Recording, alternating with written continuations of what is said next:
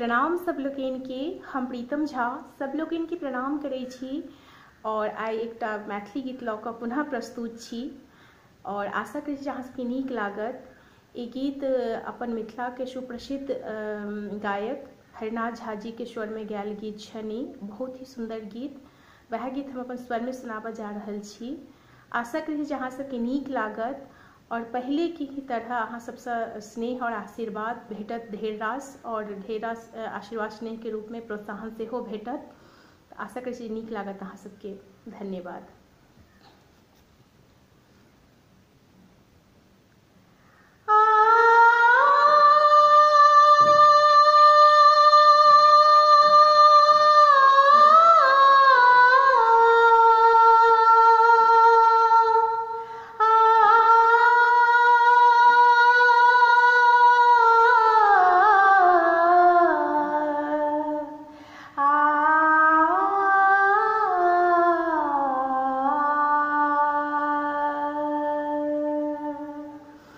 जोड़े चान जो ईसने स्नेह जो,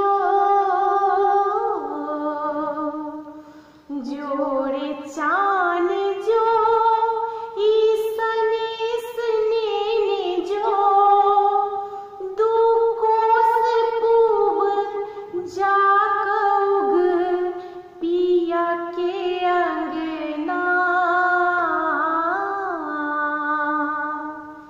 छैठ छोट छीन बात ले रुसल पाहुना,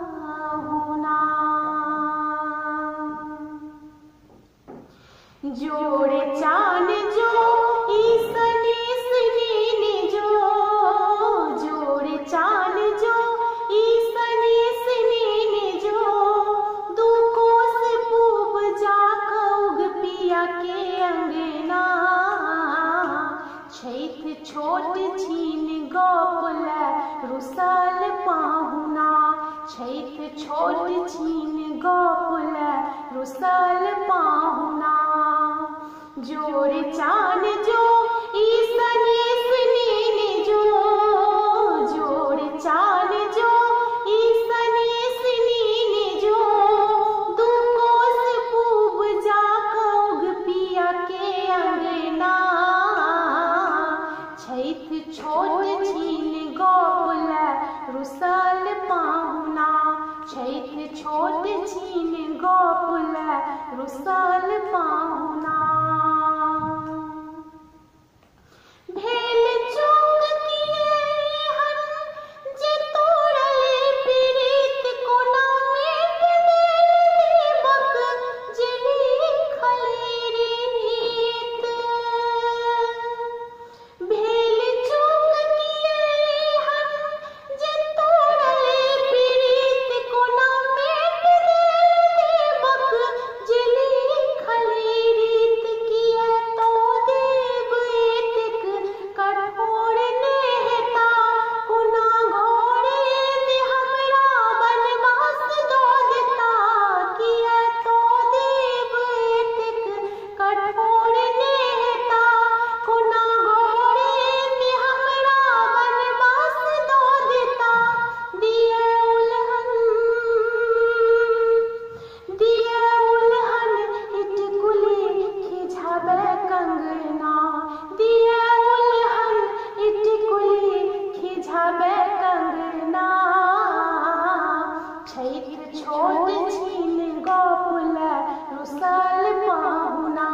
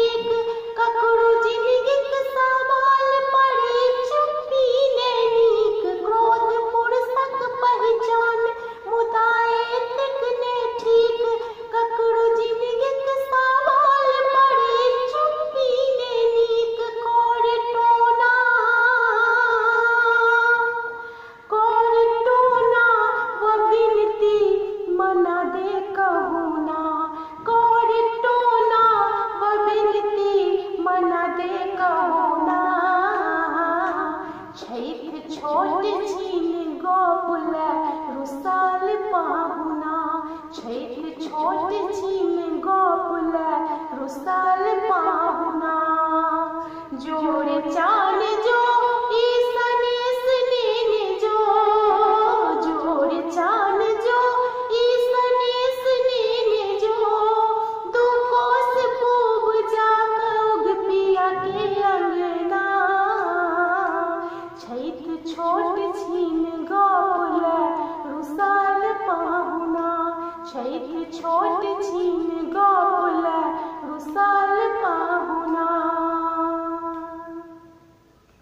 प्राण तजता मुदा सब खिस्सा बनैत, इतिहास हुनक नाम चिन्ह प्रासनक लगैत। प्राण तजता मुदा सब खिस्सा बनैत, इतिहास हुनक नाम चिन्ह प्रासनक लगैत। जो जीव तो कोना उपहास बन के, ई व्यथा जो सुनाबी कते कानी के।